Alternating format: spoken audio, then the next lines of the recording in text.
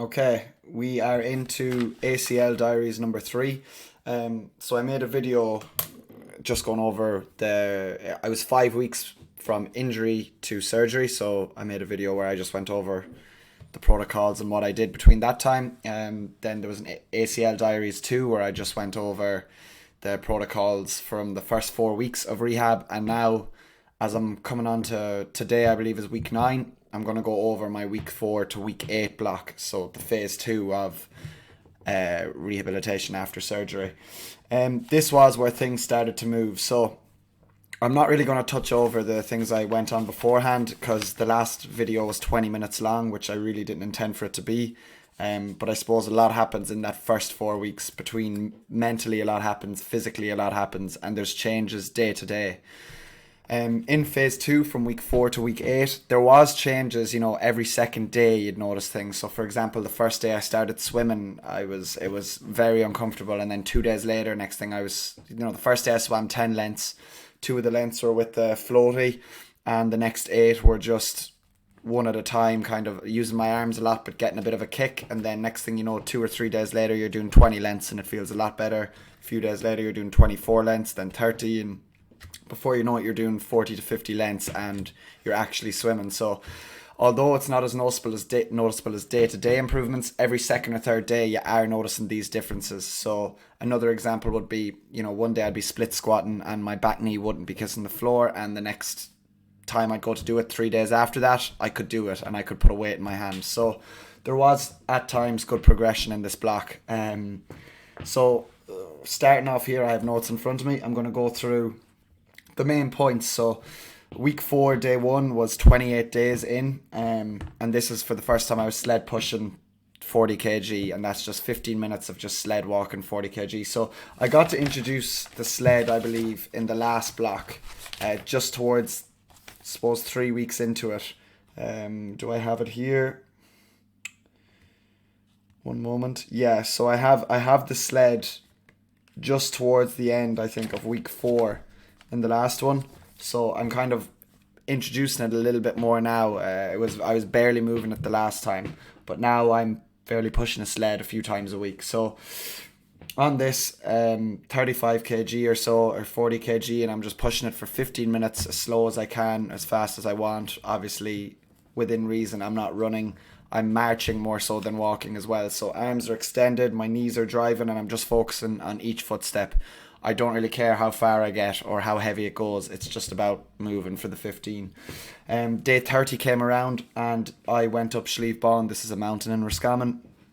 And I walked up. Now, 30 days in, walking up, surprisingly, actually, I was fine. It wasn't too bad at all. But coming down, I had to be very wary. And that's probably where, now I'm on week 9. This was week 4. I could probably confidently go up and down. But on week 4, yeah, I probably wouldn't have gone up if I knew how long it would take me to get down some of the parts and how wary I was. So I would keep that in mind around the 30-day mark. Even if you feel good going uphill, might not be the best option because you have to come down. Day 31 then, I was using for Peterson step-ups 25 kg plates. I was on 25 kg plates now. Then skipping to day 32, I was in the pool again. So the pool, for the most part, like the same day I did the mountain was day 30 and day 32. I was in the pool, and I was in the pool every second day. And to be honest, all I did was walked lengths of the pool or walked widths. So I just walked a lot for 10 minutes, then I marched for 5 minutes, then I do 5 sets of 20 partial squats holding on to the side. So I was holding the side, doing squats, lunging in the water, obviously within reason, reverse lunging. Back knee wasn't really going near the ground for the first while. And I used the steps down to the pool and held onto the railing and did some lateral step ups. Again, all within reason, not overreaching at any point and working within my pain threshold, which is important. And this was on week 4. Week 4 then, the other notable thing I have is my split squats weren't full range of motion yet, but they were getting a lot better, so my back knee was closing in on that ground. And on day 34 was the first time I could walk the dog alone, so I have that as a notable thing here. On top of that, day 34, which was week 4, day 7, I swam 10 lengths for the first time as well, so I actually did some swimming got into the pool and said I did a bit of that rehab stuff I was doing with the lunges, squats, and I thought, you know what, I'll chance a length or two, see how it feels. I was mainly all arms for the start, but as you get into it, the skill comes back. So moving on to week 5, leaving that behind us. This is where I started to notice my range of motion coming back. So for example, my box squats, I had been doing 12 kg, maybe around 24 inches. I noticed I was able to get down to maybe 22 inches, 20 to 22 inches roughly on the box squats, still with the 12 kg. I could do leg press this day. I chanced leg press a couple of times, just light, just getting the range of motion, and 20 kg glute bridges. Then down to day 37. This was my lowest box squat. So day 35 had just gone by. That was a Friday. Day 37 then, lowest box squat. So this is down about 18 inches off the ground with a 15 kg weight. So up in weight, down in range. And that's just within 2 or 3 days. And then a full range of motion split squat. So again, body weight, but full range of motion. So I was very happy with that. That was on day 37, which is week 5, day 3. Then I have more swimming in between. I'm going to forget about the swimming. I'll just talk about that after and just bring up, I suppose, where I went up in lengths wise. So I can go over that now actually. So I did 10 lengths the first day, next day 16, next day 20, next day 32, and the next day 40. And that's not day after day. That's a few days off in between each one. So I'd done swim club for a lot of years. I would have said I was a proficient swimmer until I went back swimming and realised how hard it was again. And now it's all kind of kicking back to me, and I still hate swimming. I'd rather not do it, but it's a nice way of keeping the cardio work up, and I suppose it's different. It'll make me, when I get back running, I'll appreciate it a lot more. But it is something I'm considering keeping up in my pre-season and during the season next year when I want to work on my aerobic work a little bit more, just because of the low impact. So swimming, I'll throw that out the side now. I won't talk any more about that. Day 39. So this is the day I got on the bike. This is week 5, day 5. I got on the bike and I did a power session. So before that, I talked about this the last time. All I kind of really did was 30 minutes straight, get more cals, get more cals, get more cals.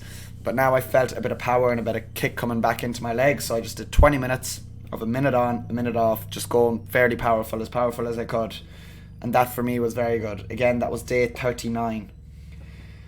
The next one then, I got to reintroduce some stuff, was day 41. Weighted wall sits. So even though I had been doing wall sits, I was going to parallel now, and I decided to add a weight to my lap, a 10 or 15 kg dumbbell. I brought in elevated sumo squats, so standing up with my 2 feet on just 2 20 kg plates.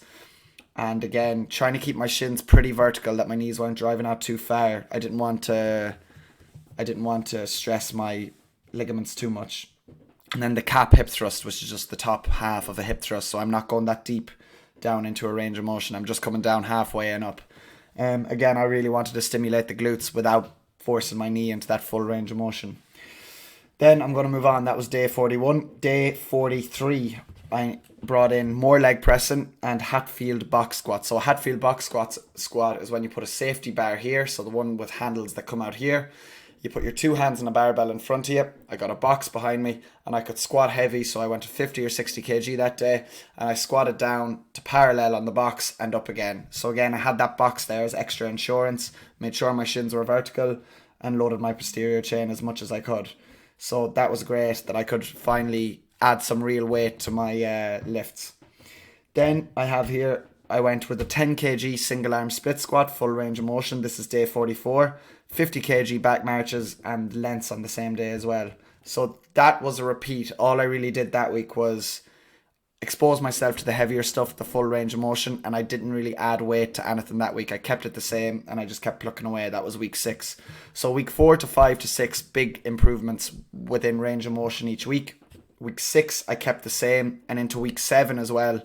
I had seen the physio at the end of week 6, and on week 7 I could reintroduce some more work. So week 7, I'm up on day 49. I can introduce Romanian deadlifts. Again, he says to start off pretty simple, don't go too far below the knee, don't load it too heavy. So from session to session, I just loaded a little bit heavier, went a little bit further below the knee, and then I know this is the further week, on week 8, which we're not going to talk about today, but on week 8 I did get up to 65, 70 kg. I think 70 kg I have it written down for Romanian deadlifts as far as my lower shin. So it just showed you session to session, if you just slowly bring it in, find what's comfortable, keep working a little bit further, you'll get there. If I tried that on the first session, I might have done some damage, or I might have slowed the progress down. So it's always okay to stay within yourself at the start of these movements, especially when introducing the movements. So on top of Romanian deadlifts on day 49, I got to introduce some bilateral hops. So this was really nerve-wracking, hopping off the ground slightly and landing in a catch position, and then stepping off of a 25 kg plate and landing on my bad leg in a catch position. So the way I would do that is I would just do 20 bilateral hops, and then for the single leg step offs and landing in catch position, I do 20 or so, and I go left, right, left, right, left, right. That was very awkward to start with because you're so low to the ground, you're not meant to jump, you're meant to step off, so you kind of had to get used to barely stepping off. But again, what I did was I brought those bilateral hops into my pitch sessions. So whenever I was pulling a sled or doing anything like that, which I introduce in this week, whenever I'm doing that, I'll do my bilateral hops, or whenever I have my football boots on and I'm at training down with the lads or anything, I'll try a few of those. And then my single leg step downs, where it's just I'm focusing on landing on my bad and good leg because I'm bringing that into it. I'll do that at the end of a gym session or at the start of a gym session 3 days a week. That was day 49. So a lot happened on week 7. I was allowed to introduce a lot.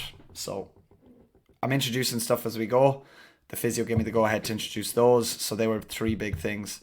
I also ran through stuff I was doing with them as well. So I got to introduce that week. So that was day 49. On day 52, I went up to normal hip thrusts. Now, I did my hip thrusts on a wall ball where my back was lower than my knees. So my back isn't elevated that much. But again, it was comfortable.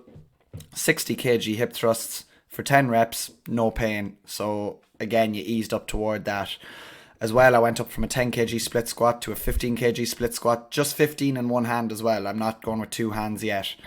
And that was day 52. On day 53, I'm pulling sleds on grass. So again, week 7, day 5, I'm pulling sleds on grass. I could have done that earlier, but I just wanted to get confident pushing the sleds first. The only difference is I have a strap on and it's pulling from behind me rather than pushing it ahead of me, but it's the same movement. I'm slightly leaning forward, I'm driving my knees, and I'm just working.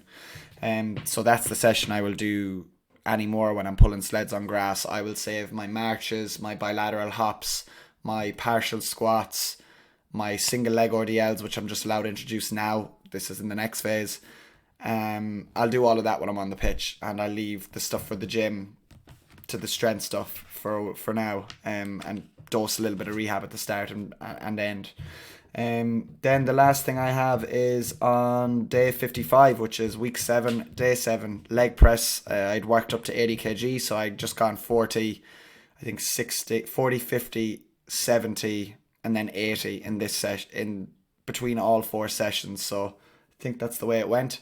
So I'd added 10 kg per session just to go a little bit heavier. Next time I leg press, I think I'll be confident to get up near 100. That's me talking on week 9 now. So 2 weeks in, nearly 2 weeks into my new phase. And RDLs, I was doing 60 kg again for Romanian deadlift. So the main thing here has been my range of motion as well. Now it's a little bit more than it was then at the end of that phase. So at the end of that phase, I was hitting maybe 115, 110 pretty comfortably. I'm up on 120 now with my knees. My leg muscles are starting to come back a little bit, but like there is still a huge disparity. Confidence come towards week 8, your confidence is up a lot, so you're walking around pretty much pain free. I could have got on a road bike probably around week 6, to be honest, or week 5 even, but just time wise it didn't really suit me with the weather, the time. When I have a bike in the shed and a bike at work, it just doesn't make sense for me to get out on a road bike. But I am going to start doing that now and dedicate a full day to that just to give myself more time. I did a lot of double days, so the way I structured it a lot would be 4 gym sessions a week. So Monday could be lower, Tuesday upper, Thursday lower, Friday upper. And then each evening I would have done a bike, a sled or a swim. On the Wednesday then in the middle, I would have done you know, a bike, sled or swim, whatever. I hadn't done either side of it. So if I'd swam Tuesday, I probably wouldn't swim Wednesday. I'd probably do a bike session Wednesday. Or if I had been on the bike Tuesday, I would have swam Wednesday, you know, so I kind of just planned it around that. So I did a lot of my strength work first, cardiovascular work after or later that day. Usually I like to split them up. So if I finish coaching at 12 or that, I'll go and do my strength then. I'll do my own work. And then that evening I'll go and do the cardio work, just so I'm not ages at the one training session. I kind of like to do 40 minutes here and there, 30 to 40 minutes here and there suits me better. But yeah, that's really the only thing to report on that. I went through a good few examples of progressions there. It's a bit shit now towards the end of week 8 because you're walking around, the power is back on your legs, you're biking, you're swimming, you're sled pulling, you're doing pretty much all full range of motion sessions in the gym, even though nothing's too heavy. You nearly kind of think, oh God, you know, when you're walking down the street, I could take off on a run here, but you can't. You're still so far away from that, and it's kind of hard to get your head around that. For me, it is anyway. That's what I found. So again, I hope these reference points help. The best thing you can really do if you want real reference points is go on my Instagram at Complex Fitness. If you go on my highlights, I have a prehab highlight, a week 1 to 4 highlight, a week 4 to 8 highlight, and at the moment I'm on the next one. I'm in the middle of that now, and I'm uploading every day, just throwing the workouts in the highlights. You can see exactly the sessions I'm doing. I don't really leave out anything. I'd say 90% of it is in there. Even if they're just snippets of the videos, I put in every movement I do in every session. So have a look at that if you're looking for a reference point.